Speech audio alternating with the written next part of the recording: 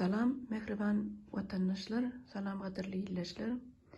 Bugün sentyabrın 22-si. Ne biz edir tayarlık görýät. Intek ýolu uğramyzok.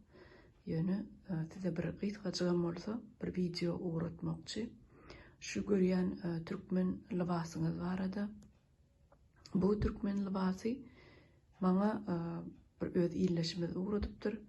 Onu birinci bilen Uluhan Taglikasyny aýtmak isleýän.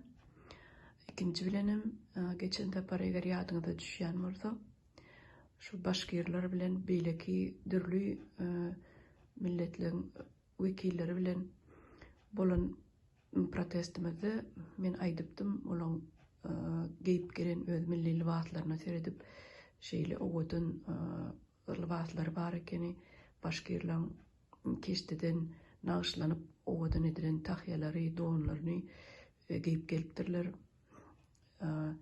Şol gün men ýadyňyza düşýän bolsa, hemmeňize diýipdim, geliňinniki protestimizde bizem öz milli libaslarymyzy geyip geleliň.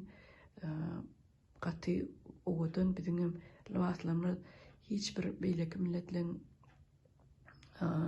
milli libaslarynyň gaýra durmaýar. Şonuň üçin hemmeňizi geyip gelmeňizi haýyş edipdim. Ne şondan soň ertesi bir güni maňa şu libasy uğradypdyrlar. Şol uğradan adama gaty Uluhan Taglikasyny aýtýan ýene bir sapar.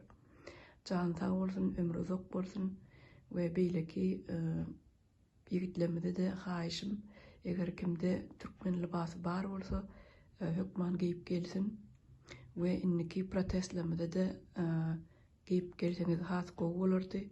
Çünki türkmen ýigidi şu türkmen telpekden tanalýady. Ine häzirem tanalýar. Şol sebäpli haýyş ýene bir sapar. Eger bolsa geyip gelin, bize minnetdar bolardyk.